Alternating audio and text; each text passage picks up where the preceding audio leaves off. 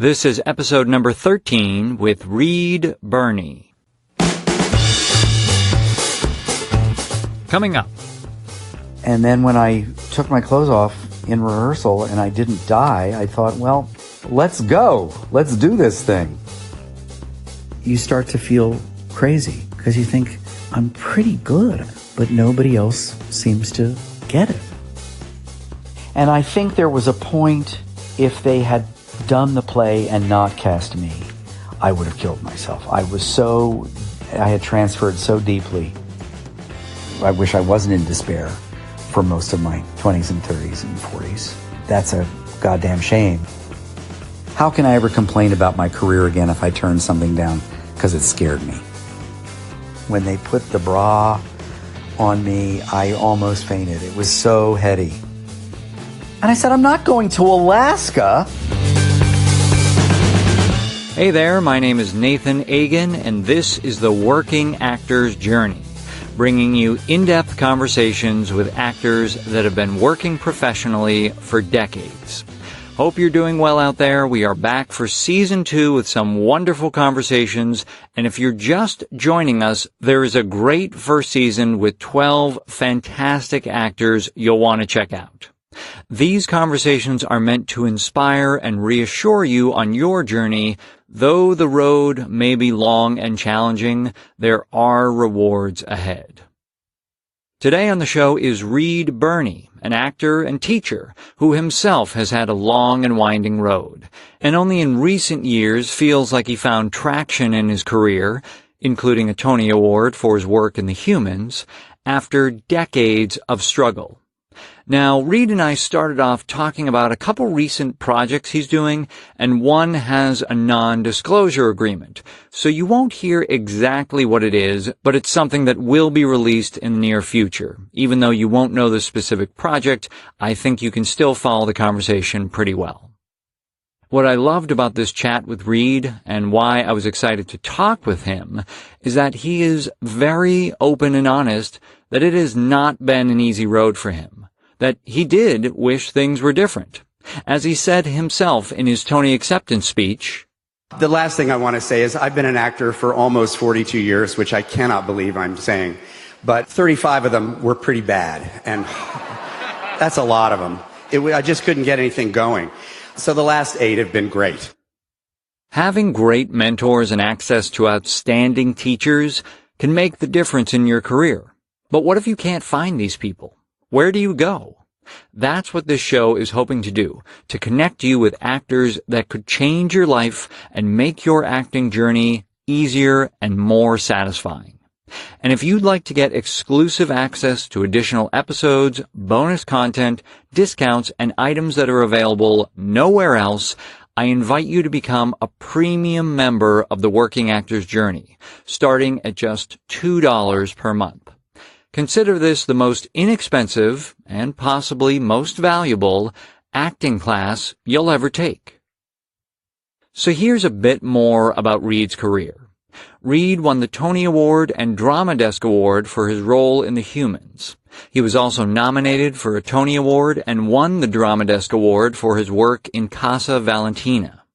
He is the recipient of a special honorary Obie Award in 2006 for sustained excellence of performance, and he received a special Drama Desk Award in 2011 for his versatile and finely nuanced performances over the past 35 years, and for his exceptional work that particular season in 3 different plays.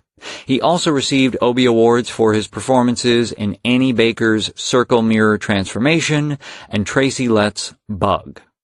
Reed has shared the stage with Ellen Burstyn and Bryan Cranston, and he has over 75 film and TV credits, including Clint Eastwood's Changeling, playing Vice President Donald Blythe on House of Cards, as Patti LuPone's husband on Girls, and on the show The Blacklist. He attended Boston University and studied in classes sponsored by the National Academy of Television Arts and Sciences. Reed has taught acting at Columbia University and the Scott Freeman Studio in New York. He is married to actress Constance Schulman, who appears on Netflix's Orange is the New Black, and they have 2 children, Ephraim and Gus, who are also both actors.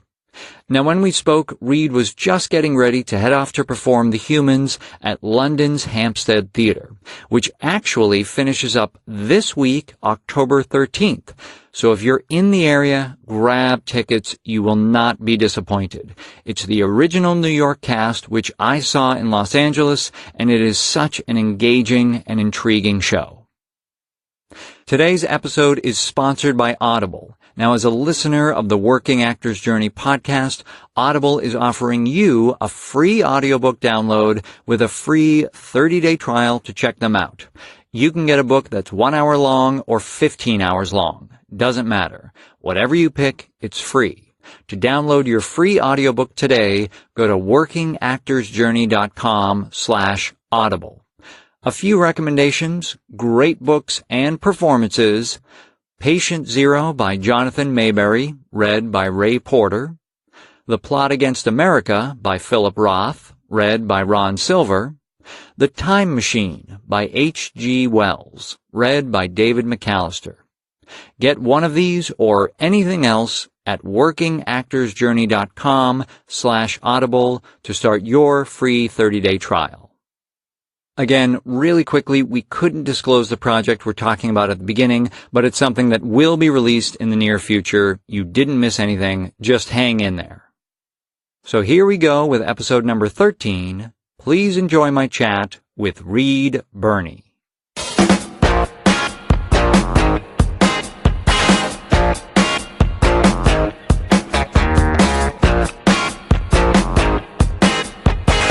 It was kind of written for me, I guess. They said it was. But I think it was the best part I've ever had in a movie or a thing. It's only half hour. But it was amazing. So it was really fun doing the nude stuff. I've taken my clothes off a lot in plays, but I've never done it like that in a film. Right. And didn't really feel anything while I was doing it. It was wild just to be standing in the Park Lane Hotel completely naked and a crew of 50 men and women standing around. But then every day afterwards, I have been blushing and mortified and thinking, oh, my poor children. And everybody I know watches this show. And I was reading, was it Blasted that you just decided, like, I can't wait until, tech or the first show? Yes, that's right. That's right. I did it on the 3rd day of rehearsal, and because I thought, it's so scary, and it's only going to get scarier, and let's just get it out of the way. And then when I took my clothes off in rehearsal and I didn't die, I thought, well, all right, let's go. Let's do this thing. Right. Really interesting. But the film thing, and I'm 10 years older than that, and, it's not supposed to be pretty. Can I say that? They didn't write it in there to be hot and sexy. They wrote it in there because it's going to be hilarious, if anything. Right. And they said you can wear underwear if you want. It's not a deal breaker. And I looked at it and I thought, it's not as funny if I'm in underwear. It's just not as funny. Well, I mean, it's nice that you can have that objectivity or disassociation and see the part separate from you playing the part and getting too wrapped up into, well, how am I going to come across and what is this going to mean for me and all that kind of stuff. Well, that's all my, actor vanity, which, is poison. But I was thinking, when Armie Hammer did Call Me By Your Name, there was all this stuff written into his contract, no frontal nudity and no any of this or that. And I thought, well, maybe he knows something I don't know about how to do this. But, he's 30 and tall and handsome, and I'm not. So it's a very different situation, I think. Because his would have been all over the internet as some kind of meme, and I think mine won't be. Mine will be, people will be changing the channel all over the world.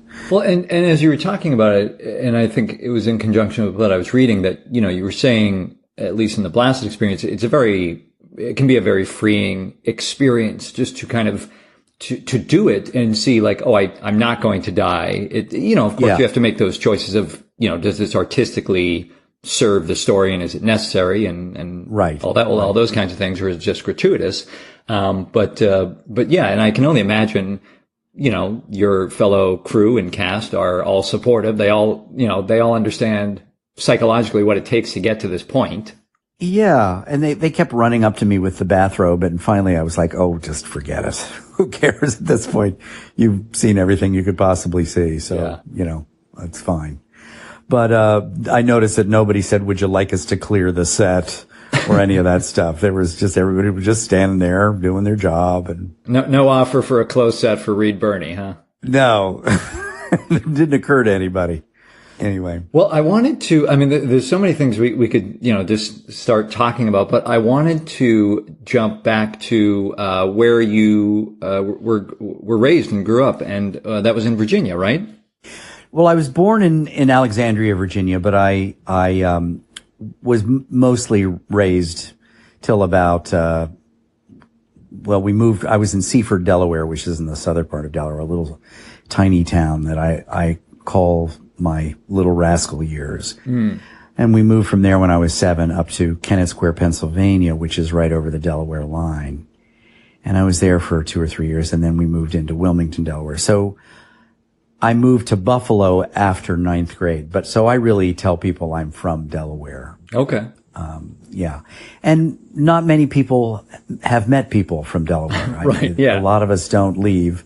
Joe Biden, of course, is the highest profile Delawarean that there is. But, it's a little bit of the Midwest on the East Coast. It's quiet and it's a lovely, lovely state stuck in the middle of the northeastern gulag. Mm-hmm. And, what did your parents do? My dad was an Episcopal minister. So when we were first moved to Seaford, he had his own parish. And then, after we left Seaford and moved up to Kennett, he was, assisting various bishops. So he became more of an administrator. And then in high school, when we were up in Buffalo, he got a parish again. So mostly he was, kind of a 9-to-5, administrative type. And do you feel like that, the minister, aspect of his life, how do you feel like that influenced you? Well, in terms of my life, I feel like even though I don't go to church, I feel like I have a fairly strong spiritual fabric. He was a deeply empathic and sensitive man, and I feel like that all of that sort of world, that gestalt of my father, very much impacted on who I am, and I imagine, as a result, impacted my work in a great deal too, in terms of the thinking about how the other person's feeling and what is the other person's experience. And, was he, because I guess it could have been right for the time, was he a fire and brimstone kind of speaker? Not really. Yeah. No, he was a really sort of Atticus Finch type of guy. Okay. And very low key. I do remember when I saw him preach, when he would occasionally sub at a church, or even remembering him when I was little and he had his own church, that he had a different persona, if you will, when he was in the pulpit. There was a performative aspect to him. He spoke with a louder supported tone and slightly more formally than he did at home. And I remember being very, very aware of the dichotomy of the public persona and the private persona. And was there something about that kind of performance that you were drawn to or interested in, or you were just kind of observing at that age? I was aware of it, and honestly, I felt slightly embarrassed by it, because it was sure. Like, well, that's not who my dad is. He's not that guy. I don't think that's where my acting bug came from. My memory of it is because you may have found this in your research, but I always wanted to be an actor. I remember being about 5 and speaking to a group of grown-ups about it and saying I wanted to be an actor. I believe that the penny dropped for me. I was at the movies and I was seeing, I'm pretty sure this is right, the 1962 remake of Thief of Baghdad. It was either that or Wonders of Aladdin with Donald O'Connor. But it was some fantastical adventure movie for kids. And I remember having the realization, oh, you can do that for a living. You can do that as your career. And from then on, it was pretty straightforward with that. I really geared my whole life and school and everything towards one day I'm going to be an actor. And was your mom a housewife, or did she have a career as well? Mom was a housewife. She had gone to Bennington and dropped out to marry my dad in 1948. But she had been a theater major at Bennington. Oh, okay. I think mostly because it was easy. I think she thought she could just put on plays. I don't think she had any real aspirations towards a professional career. And she loved going to the movies. That was a big deal for her. But I don't think she really had a very sophisticated sense of it all in terms of theater. I think it was pretty much, let's put on a play and have fun. Right, right. I saw her in a community theater play when I was about 6 or 7. She did a melodrama at the high school with the theater group, and it was called, I think, Pure as the Driven Snow. And she played the maid, and she died at one point. She was found in a closet. They opened the closet door, and she fell out dead. And I remember her sitting us down and explaining that she wasn't really dead, and she was, doing the play. But I remember going backstage and seeing everybody with their makeup on, and they all had those big red dots in the corners of their eyes, which somebody thought was a necessary thing for makes your eyes pop or something. Right, right. They seemed very exotic. Yeah, it sounds like there's a possibility then that your parents were both supportive of your idea of being an actor. They were. I think my dad very much was, for all of us, there were 5 of us, do what makes you happy, follow your bliss, before that was an expression, and I just want you to do what fulfills you. I think my mother was worried about me being an actor, because I think she knew it was hard, and I think she thought people would think things about me as a young actor. Does that mean he's gay? Does that mean he's a bum? What does that mean? Because I think her, like a lot of people, the only, either you're a big star on the Tonight Show or you're a bum. So I think she was worried. And for most of my life when she was alive, I was 36 when she died, and really struggling with my career, I would call home and she would say, don't you want to go back to school? Don't you want to take French? Or I don't know why she thought French would be better than acting, but why don't you go back to school and give this up? And I think at that point it was because she just saw how hard it was and how sad it was making me. And it is so challenging because you can speak to this, certainly better than I can, but when you're in those very challenging times, and yet it's still something you want to do, how are you able to explain that to somebody else, or can you explain that to someone else? Well, I think those of us who are really actors, we all were told at some point, if you can do anything else, do it. Everybody gets told that, and everybody at 17 says, oh, well, I'm going to be fine. Everybody else will struggle, but I'm going to be fine. But I think if you've got the bug, that's what you are. I tried to leave 3 times in a serious way. Yeah. And as recently as 1994, I was at a career counselor who had successfully rehabilitated several of my friends from acting, and they were all leading wonderful, happy lives, never looking back. And so I asked my dad if he would pay for the $4,000 for me to go to this 3-month career counselor. And at the end of the 3 months, she said, "I got bad news. You're an actor." And I think she was right. You start, what happens when you feel in your soul that you have something to offer and nobody's buying, you start to feel like you're out of your mind. You start to feel like, there's something really wrong, and you're really and truly in an abusive relationship. If it were a woman, everybody would say, "You got to get out of there. This is bad for you. You're giving everything you have to this relationship and you're not getting anything back." And so you start to feel crazy because you think, I'm pretty good. I think I'm pretty good, but nobody else seems to get it.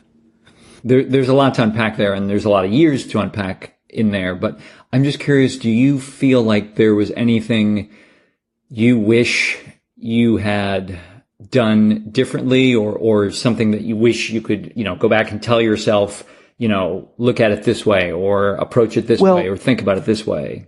Now that things have gotten better for me, right. I look back at the 35 years of complete despair and say, well, the story unfolded perfectly. It was exactly the way it was meant to be. Sure. I always wanted to be famous.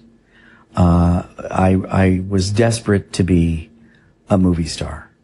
But more than that, I was desperate to be famous for being a great actor. I didn't want to be famous just to be famous, which a lot of people do, and a lot of people are. I couldn't do that. So there were points along the way that I made very clear decisions about which road to take. For example, early in my career, it was 1978, I was doing a play at the Public, dramatic adaptation of The Master and Margarita. And I was playing Yvonne Homeless, and it was a very imperfect production, no question. But it was a great part, and it was a serious part, and it was a deep part. At that same time, I had a callback for the TV version of Animal House, and I had read for the movie of Animal House, didn't get it, and the callback was on the day that we had tech for Master Margarita. And so I said to my agents, I'm not going to go on the callback because I'm doing this thing. And they went wild.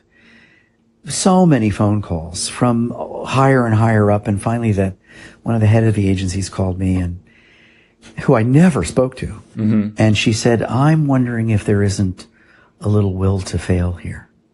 And I said, I have way more reason to be afraid of success starring in a play at the Public Theater than I do in the TV version of Animal House. So I was very clear. And then Animal House came on and it was off after 6 episodes. It was an enormous flop.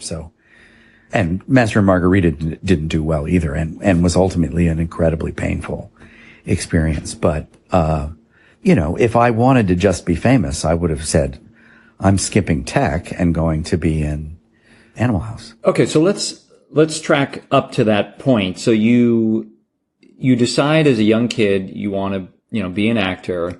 And then one of the other reasons I was so excited to talk to you, Reed, as I was doing my research, you were somebody who was class president for 2 years. Yep. I ran 4 years in high school for class president and lost 4 years. So I was like, here I get to talk to somebody who actually, reached the mountaintop. But of course, it's another kind of there's another kind of performance element to, running for some kind of, office, even in high school. But were you involved in, theater and doing plays and? Sure. Yeah. Yeah. I did plays anytime I could. The first play I really consider my having done was Pinocchio in the 5th grade, where I was Pinocchio, and I consider it the beginning of the career because it was the first play I did at night. And it was the all-school musical. I had convinced the music teacher to do a musical because they were doing them in the high school. And I said, you got to do a musical. You got to do Music Man, and I'll be Harold Hill.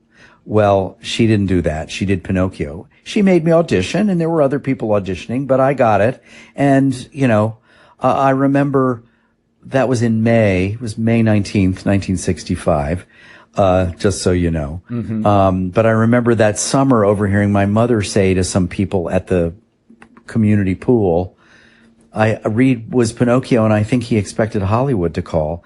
And I was so embarrassed because I actually did expect Hollywood to call. And they didn't. But, I did all the plays in junior high and all the plays in high school. I think the running for president was probably very tied into the need to be famous. Mm-hmm. I wanted to be the star in the high school, and I wasn't going to be the quarterback of the football team. Right. But, being in the plays and were you able to keep a lot of your campaign promises? I don't even think there were any campaign promises. I can't even imagine what I promised them. Lemonade in the water fountain? Right. I don't know what I would have promised. It's a long time ago. Okay. I'm still friendly with the girl I ran against, though. She lives 5 blocks from me in New York. Next time I see her, I think I'm going to ask her, was it a nasty campaign? Right, yeah. So you ended up at Boston University. And so what was the decision process to get there? Well, I applied to Carnegie, Juilliard, and BU, and Carnegie had no interest in me at all. In fact, at my interview after my day of auditioning, they said, have you considered SUNY Purchase? Which was not a good sign. But I got into Juilliard and BU, and I didn't go to Juilliard. I think it was, and maybe remains, the hardest decision I ever made. And there was no one to talk to about it. Because it was, my folks had no sense of what that meant, and nobody at school met. And I think I decided not to go to Juilliard because I wanted to have some kind of college experience. Mm-hmm. And I thought, well, even if I never go to a football game, I want to go someplace where there's real college. And I thought Juilliard, 10, 12 hours of acting a day, I thought would make me hate it. And I think it would have, honestly. I would have been in that class, I believe, that Christopher Reeve and Robin Williams and Bill Hurt were in. That really fancy early class, yeah. I think was going to be my class. And then I went to BU and I lived in a dorm, and the second year I lived in a house with 5 other guys and had that experience. And by the end of sophomore year, I said, I'm good. I got the college thing. I got to get out of here. And I thought about reapplying to Juilliard to get into New York, and they were going to make me audition again. And I thought, ooh, what are the odds of lightning striking twice? Mm-hmm. So I dropped out and came down, and I went to Circle in the Square. One day, sophomore year, I was in the hallway, and an upperclassman came up to me and said, they're doing a musical version of Look Homeward Angel in New York on Broadway next year. You should play Eugene. And I didn't know anything about Look Homeward Angel. I knew the title, but I didn't know. I was like, oh, okay, that sounds great. So, I can't believe I did all of this, but I wrote, it was going to be produced at Circle in the Square when they were still producing plays. And so Frances Sternhagen was a family friend of ours. And so I wrote Franny and I said, can you get me an audition for Look Homeward Angel? And she did. She wrote Ted Mann. And I don't know what she said, but anyhow, next thing I know, I have an audition for Look Homeward Angel. So I sneak out of college one day, take the train down to New York, and audition at Ted Mann's apartment for the composer and the lyricist. And I think it went fine. They were very nice. And I don't imagine they had any interest in me beyond that. But whatever I walked out of the room with was encouraging enough that I was now determined that I was going to play Eugene. So that was part of the decision to drop out of BU and go to Circle in the Square, because I thought, well, I'll be there when it happens. Right. Oy, oy, oy. So I get into Circle in the Square, and I believe the first day of school at Circle in the Square, there's an announcement in the paper that Look Homeward Angel has been postponed, and they're going to produce Where's Charlie instead with Raul Julia. Oh, wow. Oh, dear. So I think, well, that's no good. About 3 months later, I got my equity card doing children's theater and dropped out of BU. And at this point, I had become completely obsessed with Thomas Wolfe and Look Homeward Angel. I was reading everything he wrote. I read all the books. And on this children's theater tour, we were close to Asheville, North Carolina, and on a day off, I took a bus to Asheville and spent the night sleeping on the porch of the boarding house, and all the while writing letters to the composer of the show. Mm-hmm. Wow. And these were, deeply passionate, profound letters about why I am Eugene and why this has to happen. And I think there was a point where if they had done the play and not cast me, I would have killed myself. I was Wow. I had transferred so deeply to this thing. So luckily for me, the thing was postponed. And in the summer of 76, I heard that they were going to do it again in the fall of 76 at a dinner theater out on Long Island. So I had calmed down a great deal by this point. And I wrote to the composer one more time, and I said, look, I'm fine now. I'm not a but I have, if you need somebody, I would still love to participate. So he called me up. This was the summer of 76, He called me up and said, listen, we're going to be doing backers auditions for the show all summer. Would you like to do the backers auditions? I said, sure. So we must have done 15 or 20 backers auditions that summer. For stars and for producer money types. Mm-hmm, mm-hmm. And I got to sing the role, and everybody else in it was cast. And I thought, well, this is good for me. I mean, what they never told me is that Don Scardino, who they wanted, didn't want to do the backers auditions. Okay. So, in the fall of 76, I got cast in a showcase that was the second show at Playwrights Horizons ever in that space on 42nd Street. And it was going to be 6 performances. It was a play called Gemini. And I remember going into rehearsal, and they were in rehearsal for Look Homeward Angel at the dinner theater. And I remember going into rehearsal for Gemini sobbing, saying, I'm in this stupid showcase. And they're doing this Broadway-bound show, and everybody I love is in it, and they lied to me, and blah, blah, blah, blah. Well, Gemini, at our very last performance at Playwrights, a producer from Huntington, Long Island came. He had lost a play. It was at the PAF Playhouse, Performing Arts Foundation, a man named Jay Broad. And he'd lost a play, and he picked us up to move instantly out to Long Island to do a legitimate run of the show. And the very last performance out at the PAF Playhouse, Marshall Mason and Lanford Wilson came because they had lost a play at Circle Rep. Wow. And so they saw us, and they moved us in to Circle Rep, where we were this enormous hit. Yeah. And after 2 months, we moved to Broadway, and the play ran 4 years. Wow. I did it for 2 of those 4 years. The 1-year anniversary of Gemini opening on Broadway, we had a huge party in Schubert Alley, a big spaghetti dinner, because it was about Italian Americans. And, all the Broadway shows came, and Liza Minnelli was there because she was doing the act down the street, and all this stuff. And it happened to be that was opening night of Look Homeward Angel across the street from Gemini. So we had this huge 1-year party, big hit, blah, blah, blah. After the night show, I went to the opening night party of Look Homeward Angel, and was in the room when they did that thing that they don't do anymore, where they bring in all the newspapers and read the reviews. Oh, sure. Yeah. Yeah. And the reviews were terrible. Oh. And the party folded instantly. Hmm. And, you know, there I was patting everybody on the back. I'm in this big hit, and their place closed in a week. Wow. So that was the first big lesson that I've had to learn many, many times about you just never, ever know what your road is.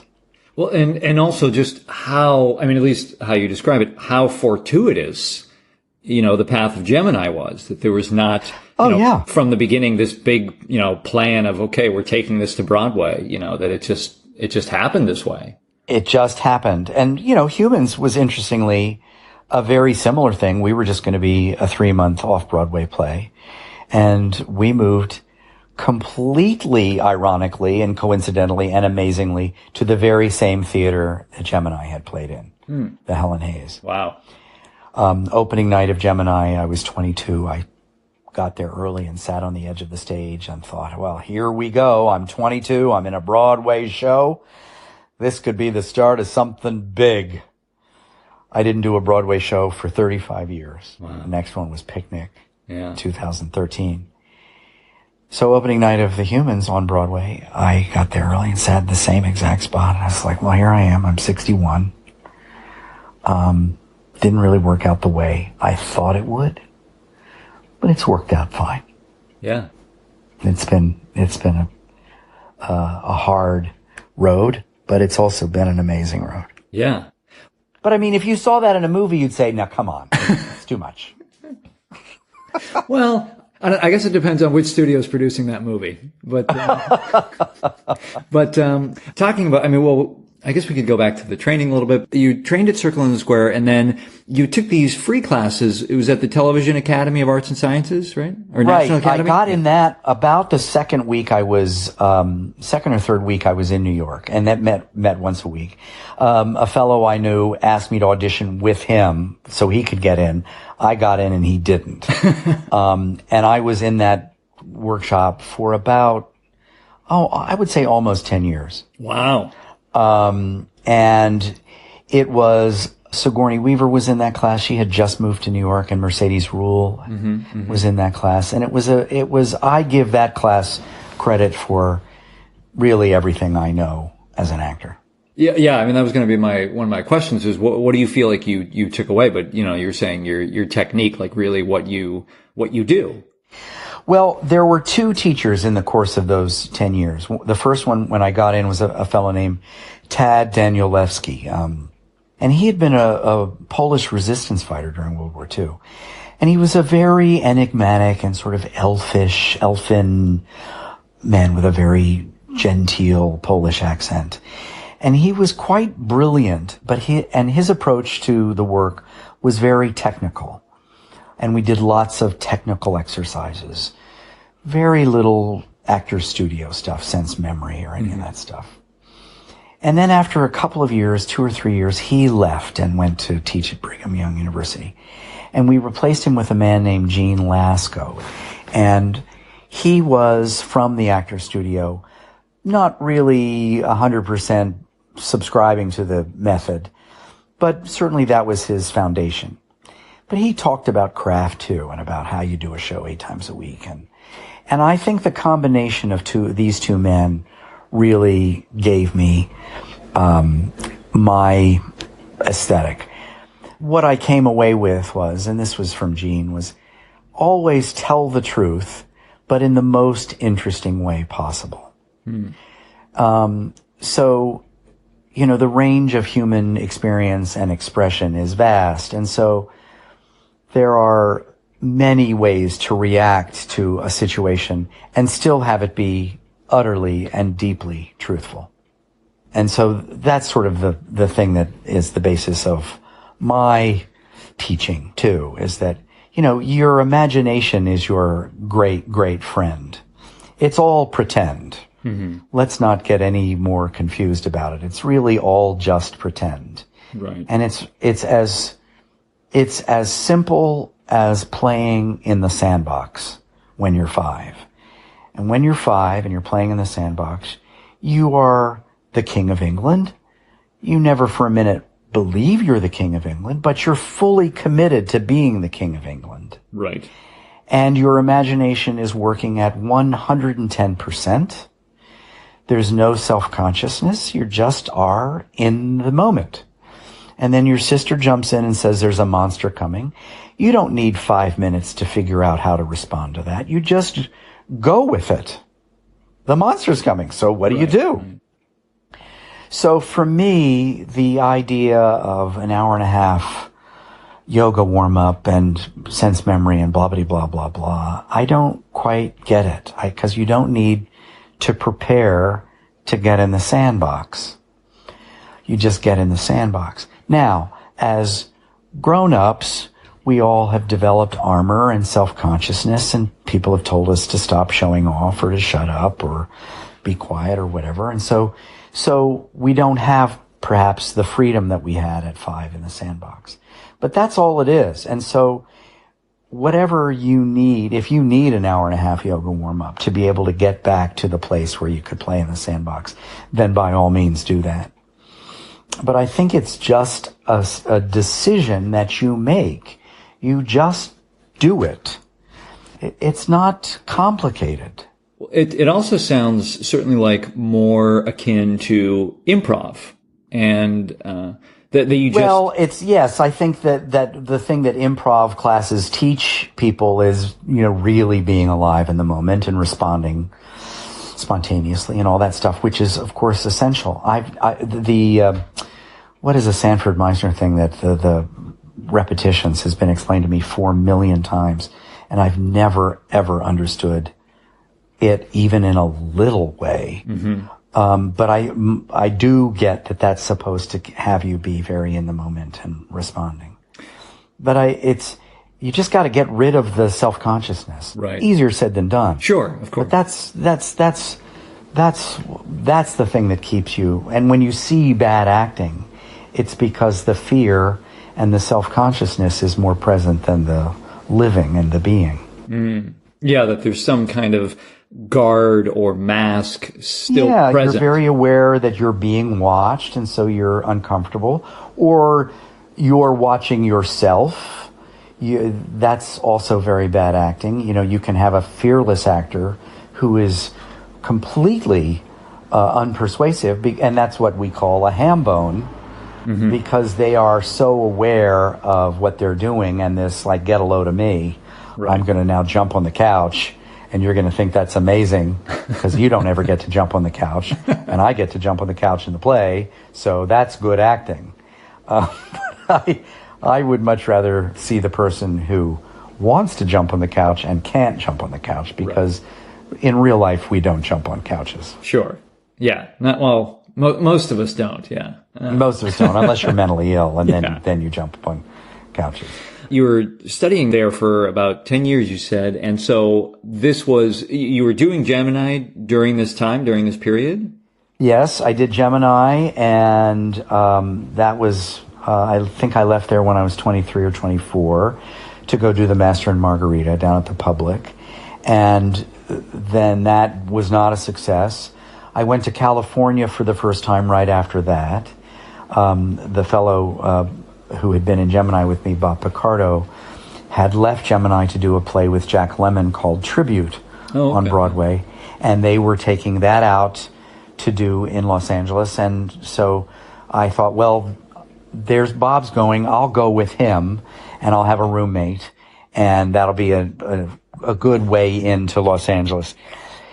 And I lasted 5 months. It's the longest I've ever been in Los Angeles, 5 months of being out there on spec, and very quickly got that it wasn't my town, that what I had to offer was not of any real interest out there. I find that that they're very threatened by a New York actor.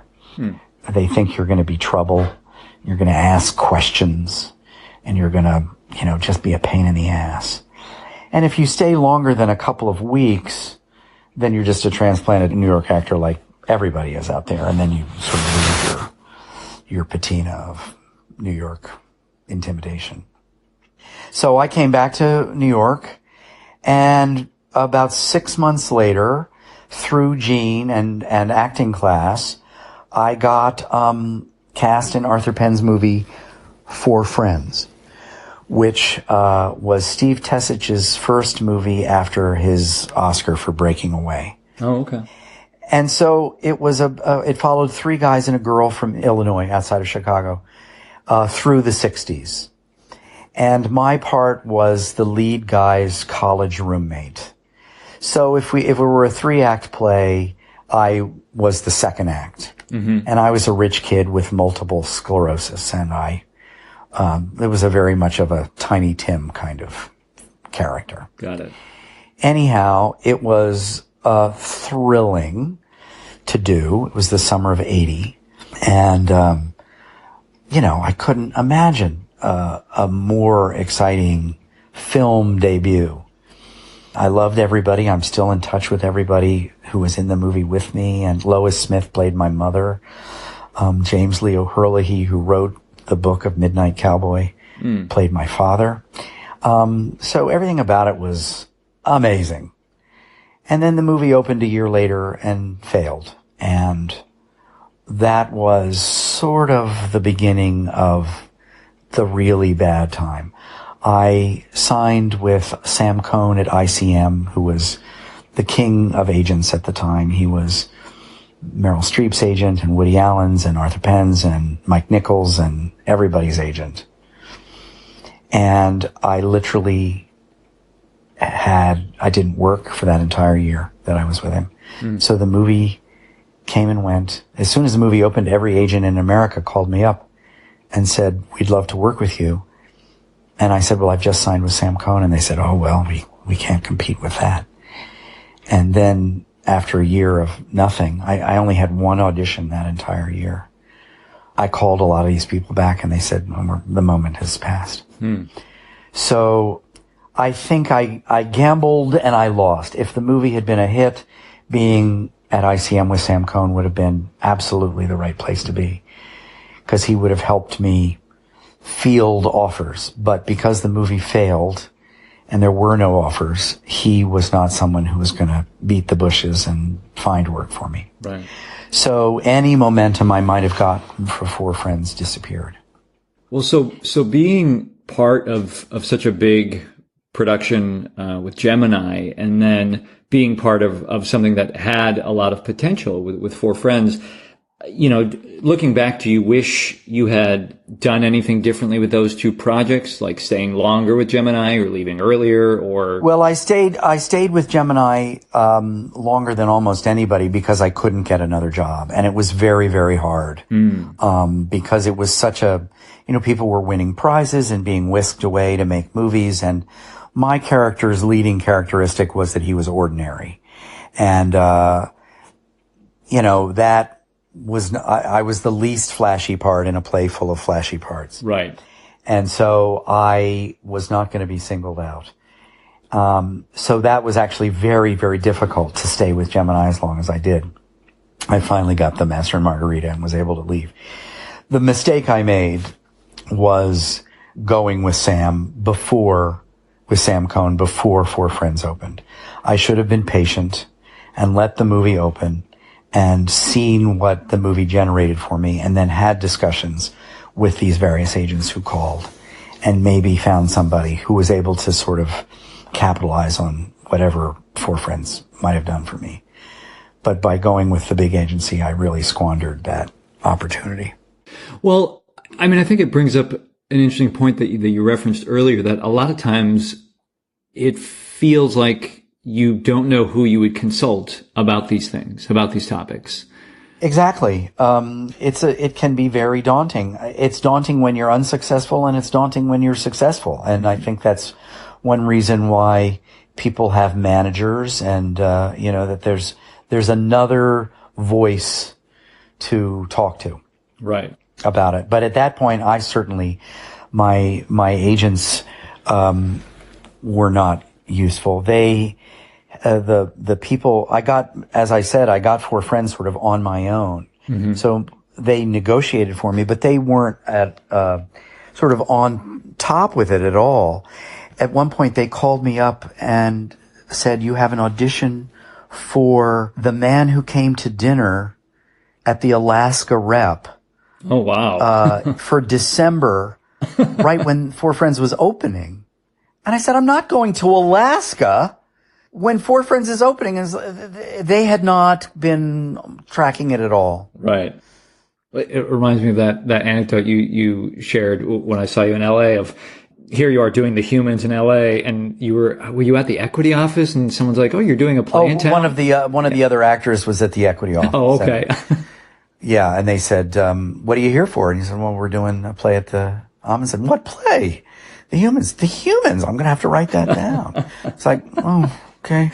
Yeah, this is the Equity office, right? And these people that are in the industry, and certainly at your time, the agents, it's like, are we on the same? Yeah. Are we on the same planet? Like, what's going on? Right. I'm about to open in a major motion picture, and you're sending me to Alaska in December. Right. Yeah, because Alaska is wonderful in the summer, but very different in December. Yeah. So, well, one of the projects that caught my eye, it was after Four Friends, I imagine, was the movie Crime Wave. Yes. And what really interested me about this project, I mean, you watch the trailer and you're like, okay, wow, this is really a campy, 80s movie. But it is written by Joel and Ethan Coen. Yep. And directed by Sam Raimi. And, this was, I think, right at maybe not right at the start, but it was definitely their careers were, I think, starting to get underway, all of them. Well, it was Sam's first movie after The Evil Dead. Right, okay. And I think Joel and Ethan had filmed Blood Simple, but it hadn't come out yet. Okay.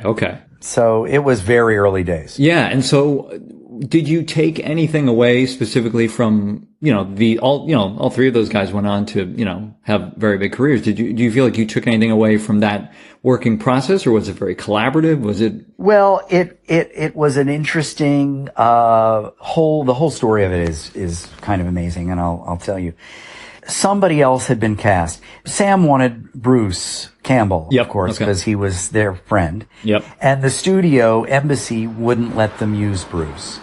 And to this day, chat rooms are on fire at the outrage that they cast me instead of Bruce. It's unbelievable. When there used to be the message boards on IMDb, right? Pages and pages of people. Who the hell is Reed Birney? Why didn't Bruce get to play this part? Blah, blah, blah. Anyway, somebody else other than Bruce had been cast in the part. And he went over the day after he got cast to the casting lady's house in Venice Beach to take a bottle of champagne to celebrate, and walked in the middle of a huge fight between the casting lady and her boyfriend, and tried to break up the fight. And the boyfriend hit him in the face and broke his cheekbone. Wow. So he was out. So they needed somebody fast. And Barbara Clayman was the New York casting. She called me up one night. I had been out, and I got home and there was a message. "Can you fly to Detroit tomorrow to audition for this movie?" And I said, "Well, Barbara, what's the movie?" And she said, "It's called The XYZ Murders." I said, "What is that?" And she said, "Well, it's by this guy, Sam Raimi. He's just had a big hit with a movie called Evil Dead." And I said, "Oh, Barbara, this sounds terrible." And she said, "Reed, it's a lead in a movie." And I said, "What time do you want to pick me up?" So I flew out the next day, read for Sam. He cast me that day. I flew home, packed my bag, and flew back out for 3 months to film the thing. Now, there was all kinds of drama going on that I was mostly unaware of. I think the budget got cut in half halfway through the filming. There was a huge fight sequence in a subway that was supposed to happen that got cut and ended up being a fight on a bridge. That fight that was cut, by the way, ended up in Spider-Man 2. Oh, wow. Yeah, that was when I saw that on a plane. I'm like, oh, that's that fight we were going to do in Crime Wave. It was a very nice time. I loved doing it. I loved Sam. The Coen brothers weren't around much. Mm-hmm. I don't think they were around in Detroit at all when we were filming it. But it was a happy time, and at one point, Sam was a night shoot. We were shooting something, sitting around waiting for them to set up something, and Sam said, "Reed, any movie I make, there's a part for you." Well, if you check IMDb, it's the last time I worked with Sam. What happened was the studio took the movie away from them. Sam worked on a cut for a year, and then Embassy took it away and recut it. And a year later made us all gather again for reshoots. Wow. A sort of weird framing device. And then Embassy went out of business and Orion picked it up, or somebody else picked it up. So both the Coen brothers and Sam have completely disowned the movie, which of course is sad because it's the one movie of theirs I'm the star of. Right. And I've never seen them again. And, you know, when the Blu-ray of Crime Wave came out a couple of years ago, Bruce did the commentary, and it was before my career sort of came back. Mm-hmm. And he's like, "Yeah, I don't know why Reed didn't have a movie career. You know, he's doing a lot of plays in New York now." But it really sounded like I was one of those guys that faded away. Which is interesting because, you know, you were very busy in New York, you know, over the last, you know, several decades, doing theater. We did the Blu-ray came out in 2012. I think I had just done Picnic. Right. When I did a little supplement bonus feature for it. So, Blast had happened and things were starting to get better, but certainly, you know, nowhere near like, you know, House of Cards happened after that. And well, I mean, cause I know you talk about, you know, the 35-year period. And of course you very famously mention it in your Tony acceptance speech, that there felt like a lack of traction. And you mentioned earlier that, you know, when you feel like what you're selling, nobody's interested in. That's right. And, you know, during this period, you were still doing a lot of off-Broadway, plays and things like that. But it was like I guess the question is, how did you keep your sanity and your drive and your passion when you weren't working or even auditioning and you weren't doing the work that you maybe felt you were ready for? Well, I think if you were to speak to my longtime friends, they would say that perhaps I didn't keep my sanity. And I remember in 1985, I was still dealing with the failure of Four Friends and Crime Wave. I'd made Crime Wave, but it hadn't come out. It was now 2 years later. And I felt like show business was literally killing me. I felt like I was dying inside. I was so full of rage. I couldn't be with anybody without going into a terrible rant about how angry I was. And so I was walking up Broadway and a little voice said to me, like, "I'm talking to you. Take a trip around the world." And my grandmother had died and left me some money. And I went home and I said to the woman I was living with that day, I said, "If nothing happens for me in 6 months, I'm going to leave. I'm going to take off and leave for a year." And the point of the year was to do all of the things that I had always wanted to do that I never let myself do because I was in this abusive relationship with show business. Mm-hmm. And so I did. 6 months later, nothing had happened.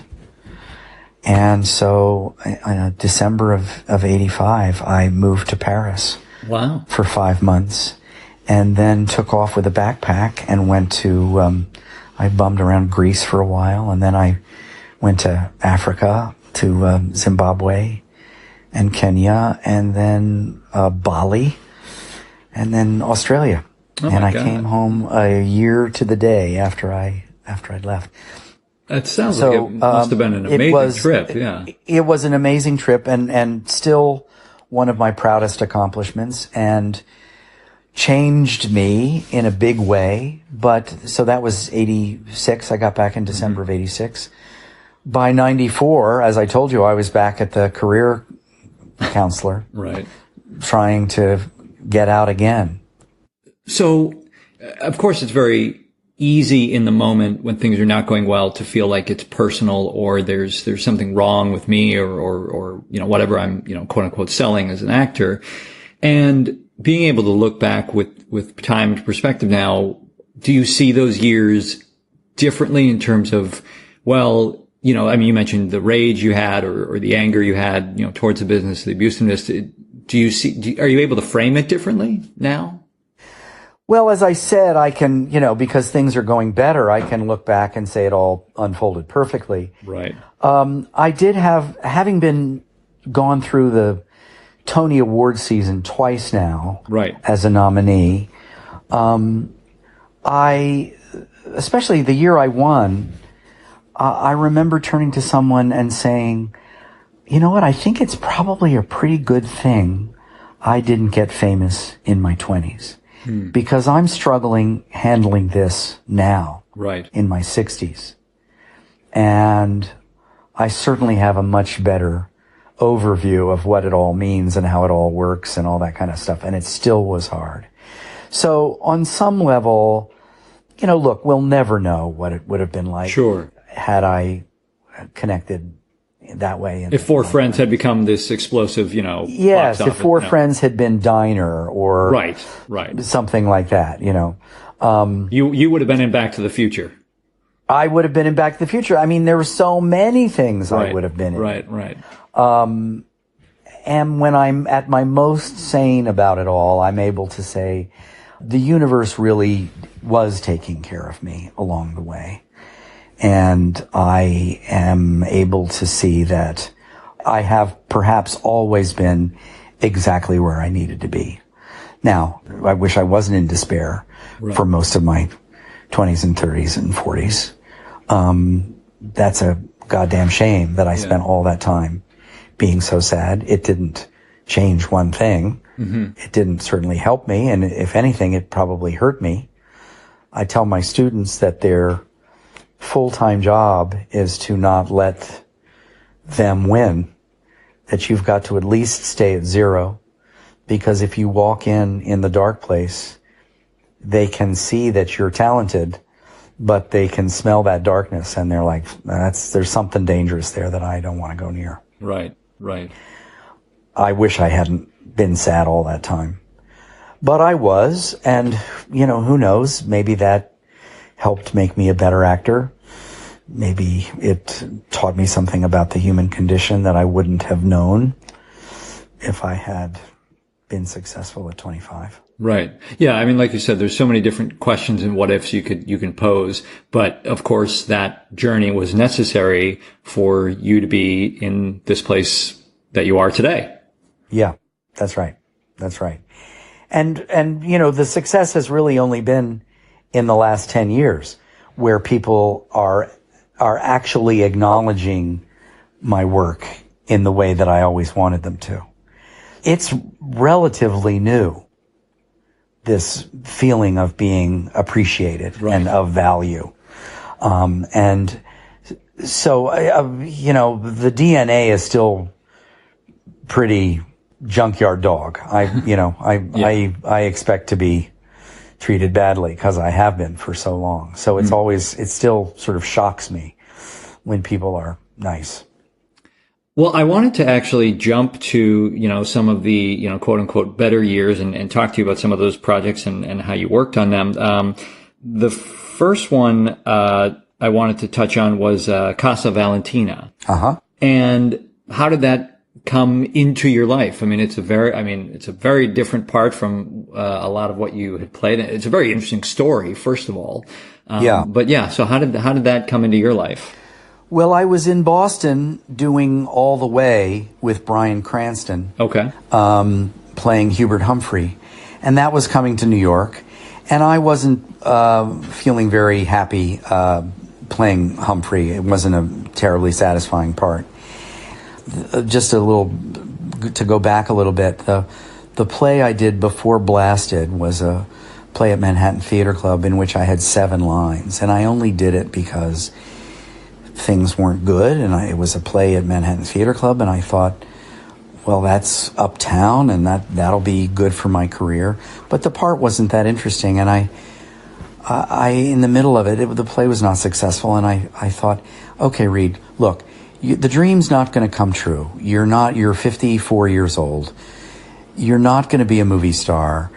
You're not even going to be anything. You're just going to be a schmuck actor now for the rest of your life. So the rule has to be, is it a part I want to play? I can't start thinking anymore, is this going to be good for my career? Right. Because it's over. You know, I'm an older guy, and if it hasn't happened by now, there's no reason to think it will.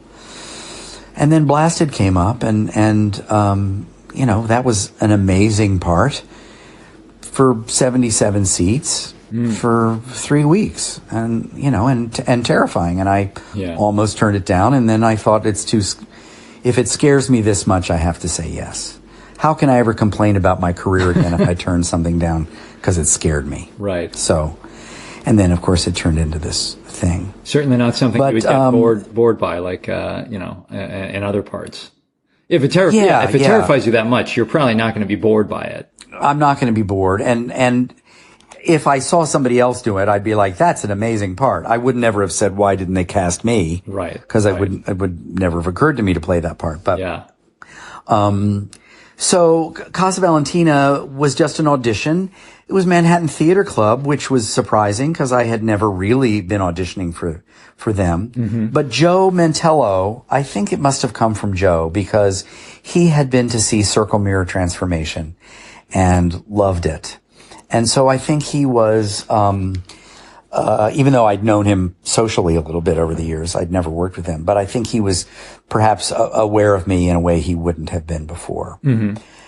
So I think he must have called me in. And I put myself on tape in my apartment in Cambridge with my phone. Oh, wow. And the mandate was, don't worry about lipstick or makeup or wigs or anything. Just do the monologue. Fortunately, it was a monologue, and so I didn't have to have anybody off camera reading with me. And I filmed a couple of takes and felt pretty good about it and sent it in. And then word came back that they were really interested. And Joe wrote me a beautiful email about it. And next thing I knew, I got it. And I was able to not have to do all the way in New York. And it was absolutely, for your listeners who don't know what it was a Harvey Firestein play about a real life Catskill resort in 1962 where straight men went to dress as women. So they were transvestites. They weren't interested in being women or becoming women or anything more than just wearing women's clothing. Right. Now, because it was 1962, there probably were some people there who would have been transgender today. In fact, when we were rehearsing, there was an 80-year-old woman from Australia who came to sort of be our technical advisor, who had literally been at Casa Susanna the weekend that the play took place. Wow. She was there for the event of the play, which was amazing. And she had been a man, and she had since transitioned into a woman. So clearly she was not just a transvestite. Right. Anyhow, I got to play the part of Charlotte, who was sort of the villain. She was based on a real person, Virginia Prince, who had in 1962 been living as a woman, fully dressed as a transvestite, and speaking at our VFWs and Rotary clubs to the members advocating transvestitism, saying we're just like you guys, except we like to wear women's clothing. So in the course of the play, he comes to this resort, which is actually about half an hour from where I am right now, and has started a not-for-profit and wants all the guys to sign up for this not-for-profit. Two things happen. They have to use their real names to sign the not-for-profit, which they're uncomfortable about. And then I make them sign a rider swearing that they're not gay. Because if the VFWs ask, are you guys all queer? I will have the affidavits to say, look, they're not. They're just regular guys. They've got families and they teach and are judges and things. And one of the guys are all uncomfortable. And one of the guys is actually gay. He's a judge. And I corner him and I say, you've got to make everybody sign this or I'm going to out you. Wow. So I'm, the ends justify the means for sure. Yeah. But it was a fantastic part and something I'd never thought about. I'd never, ever thought about putting on ladies' clothing. We had a makeup boot camp 2 days before rehearsal started where we all got together and tried on wigs and practiced makeup and putting on false eyelashes and stuff. And it was terrifying. When they put the bra on me, I almost fainted. It was so heady. It was crazy. Really crazy. Yeah. But ultimately, enormous fun. Well, so with a part like that and a play like that, I am curious, what were well, you might have alluded to some, but what were some of more the unexpected challenges and what were the things that were actually easier than you thought they would be? Well, I will say walking in high heels is nuts. And I don't know why women didn't burn those in the 70s because bras actually seem to serve a purpose. High heels, I think, are really barbaric. Women will say it makes their legs look great and their butts look good, but it is not fun. Yeah. So I did not enjoy that. What were the downsides of it?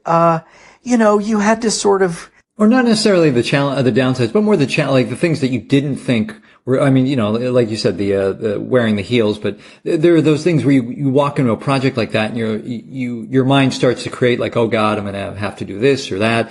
And then it's like, oh, this actually wasn't. Well, what it was, sort of going back to putting the bra on, we all have our male identities and right. Whatever connection we have to our machismo or, all of that stuff. You really had to, in the most profound way, you have to do it anytime you're playing a part. You have to give up what do people think of me. But you really had to give up any sort of worry about people judging you or thinking things about you. The fear and the self-consciousness were even stronger as you started to go out dressed as a woman. Right. And, these are guys who delight and revel in being a woman and dressing as a woman. So any uncomfortableness would have been completely out of place. So that was a thing, just finding the way to surrender to the female side of you, to, amplify that and then as a result it became enormously liberating because you didn't have to think about how am I sitting and am I waving my arms around too much or it's like you could just go ahead and do. And so when people said to me they forgot I was a man, I thought that was an amazing compliment. Yeah, wow. This transition. And I will say I felt like a woman, whatever that means. Right. I felt like I was no longer Reed. Yeah. Thrilling. Now that was another production where you got to work, or I imagine to some degree, or at least the playwright, Harvey Fierstein, was there. What do you enjoy about that process, having the playwright in the room? Well, your sense of collaboration is so much stronger. There comes a point where you as the actor know the character arguably better than the playwright does. And so you can say, this feels weird. And then you either have the director and the playwright explain why it's not weird, or they go, yeah, I get that. Maybe there's a more elegant solution to whatever it is you're talking about. But I find when the play is, the better written the play, the less the playwright has to tinker. Very little changed in the humans because that when we went into rehearsal finally, I had done a reading earlier, a couple of years earlier, so that was quite different. But Stephen Karam knew exactly how to fix that and sort of did that over time. And I feel like very little changed in Casa Valentina too. Certainly very little of my stuff changed. So talking about the humans, because I remember you saying in another interview, there was, in terms of like really connecting with that character, Eric, there was something about finding his rhythm or his pace. Was that well, yes. Joe Mantello, our director, said to me, I was nervous when I was cast because I thought I don't know that I would cast me as a janitor from Scranton. That seems like a stretch. Mm-hmm. Having played, so many politicians and aristocratic types. And so we were in rehearsal and Joe had to say to me several times, he said, slow down. He said, when you respond quickly and you move quickly, you seem smarter. Mm. So it was a technical note that ultimately became a psychological note. And it was absolutely right. I was moving too quickly and responding too quickly. And it was a brilliant note. And when it finally dropped in, it really gave me the whole world of the guy. Mm. Now, I mean, it's not on the surface a note where you're saying this character is dumb, but how did you kind of reframe that, or what did that mean to you on a deeper level in terms of is this a character that just took his time? Well, maybe intelligent is the wrong word. Yeah, he seemed. I think he's less educated, perhaps. Okay. And so that he doesn't have the sort of alacrity of response that somebody who's thinking all the time. I think Eric has lived very head down. Okay. I don't think he has spent a lot of time sort of assessing the world around him in a sophisticated way. Maybe that's what he was saying, that you seem more sophisticated. Got it. Than intelligent. And I'm curious what has grown and changed for you with that role over the last few years, however long it's been. Well, we had a year and a half off from Broadway to Los Angeles, so that was a huge chunk of life in which we all have been more beaten up, or we've had the joys and the sorrows and all the things that just happened to you. And so I think all of us found, going back to Los Angeles, that it got deeper. That perhaps my experience of doing it in Los Angeles, that the Eric's sadness and worry and terror is more present, and I had to think about showing it less. It just was there, and I didn't have to worry about it. It's ironic because the Amundsen was so much larger than any space we'd ever played, and yet I think the performances from all of us were deeper. Joe came back and directed us a little bit and asked us to go deeper with things. At one point I said, well, that's a great piece of direction, but that's not what I did for a year and a half in New York. And he said, it's a living thing, Reed. And, I think that's very true. I think it's the production and the performances are very much a living organism. And it does change, from night to night. Sure. But, I think in general, the Los Angeles production was, a much deeper thing. I'm really excited about London and in a 350 seat theater, just seeing what that's going to feel like.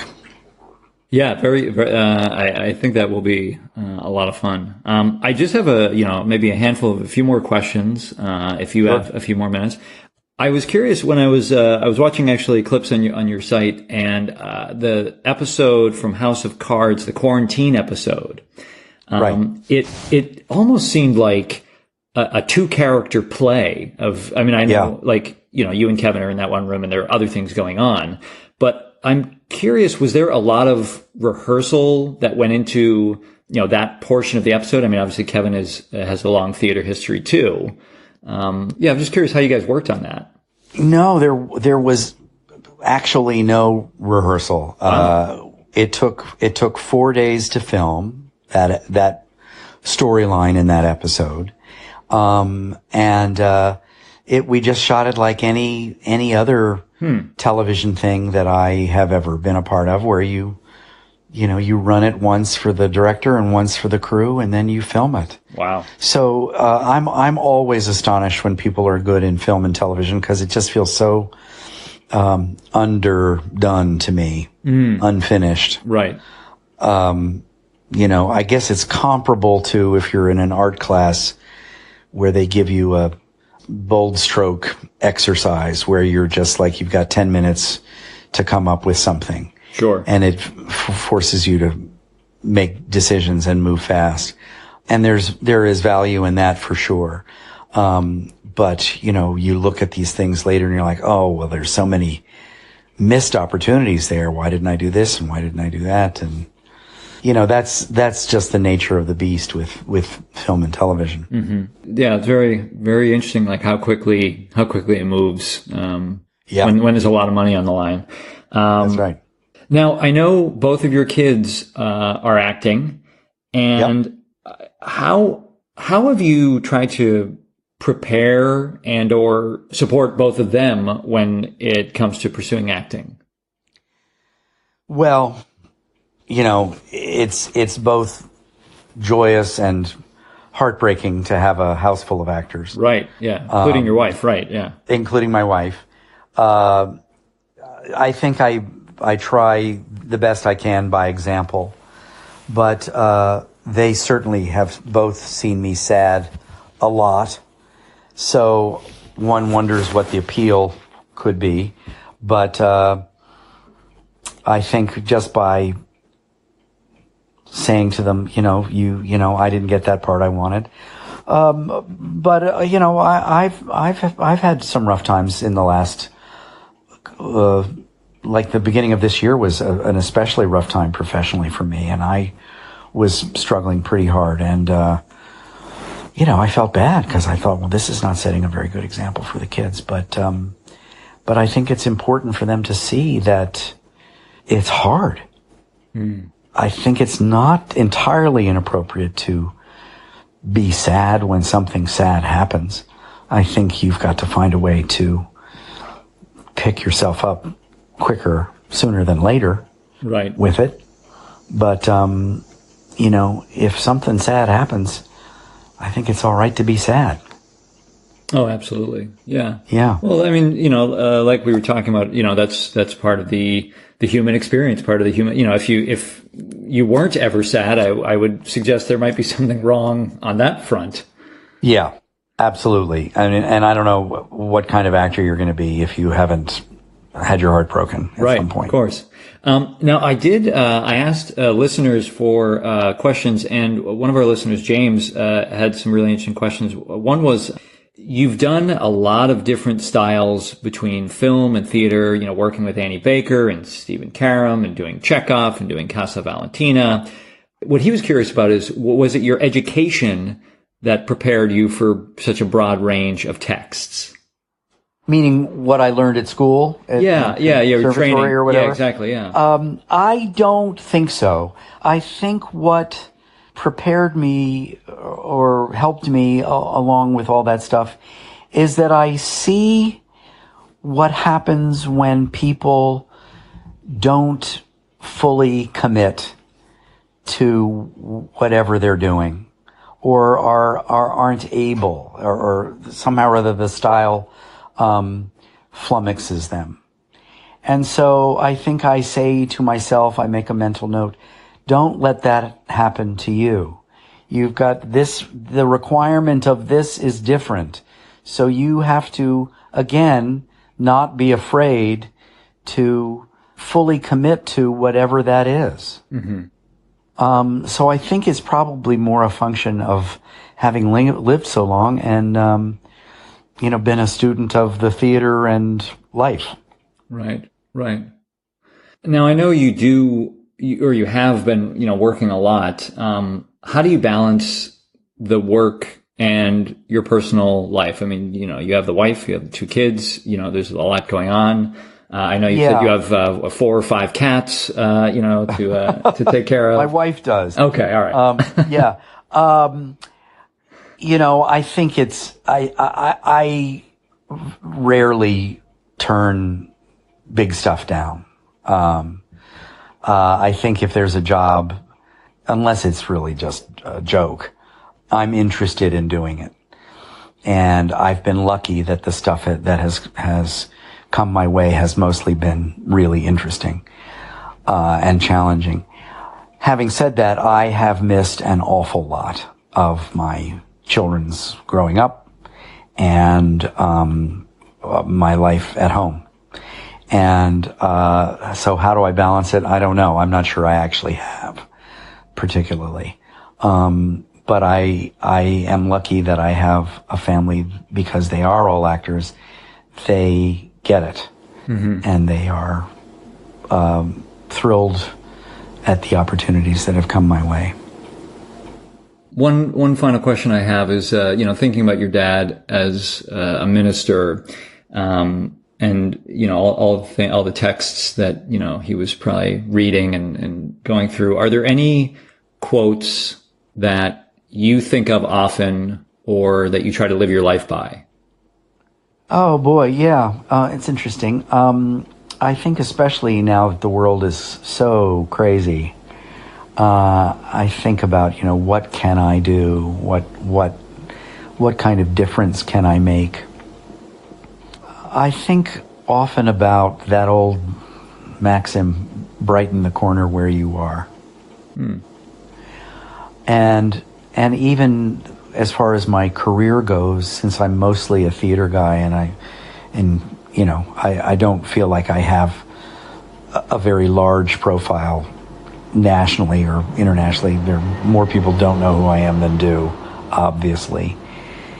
But then, in terms of brightening the corner where I am, I think I'm doing a play for 77 people. That's making a difference in each of our lives. The fact that we are coming together, the 78 of us, and having this experience, that makes what I do of value. That's really beautiful. And Reed, this has been a really, really great conversation. So thank you so much for being so open and generous with your time. Well, it's really fun to do. But thank you again so much. Thanks, Nathan. Okie doke. Bye-bye.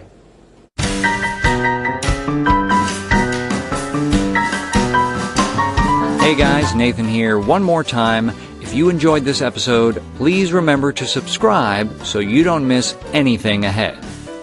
Be sure to visit workingactorsjourney.com for additional info and links for items mentioned in today's episode, as well as all the episodes. You can follow the show on Facebook, and we're on Twitter and Instagram at working_actors. Become a premium member and enjoy additional benefits and perks of the show starting at just $2 per month. Head over to workingactorsjourney.com/premium to join the Working Actors community. And don't forget to claim your free audiobook at workingactorsjourney.com/audible. Thank you to today's guest and to everyone that makes these episodes possible, and a special thanks to you for listening. I'm Nathan Agan, and enjoy the journey.